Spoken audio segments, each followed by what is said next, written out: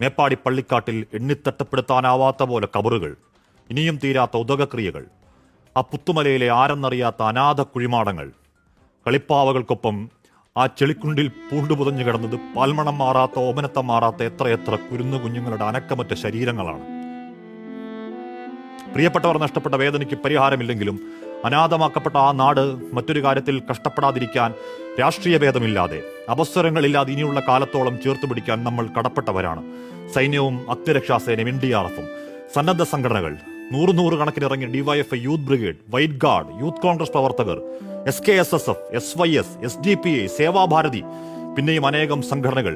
ഉരുൾപൊട്ടലിനെയും ചെറുക്കാൻ പാകത്തിനൊരു ദുരന്തമുഖത്ത് ഭേദങ്ങളില്ലാത്ത നിങ്ങൾ കെട്ടിയൊരു യുവശക്തിയുടെ കോട്ടയുണ്ടല്ലോ, അത് നാളത്തെ ഈ നാടിന്റെ പ്രതീക്ഷയാണ്.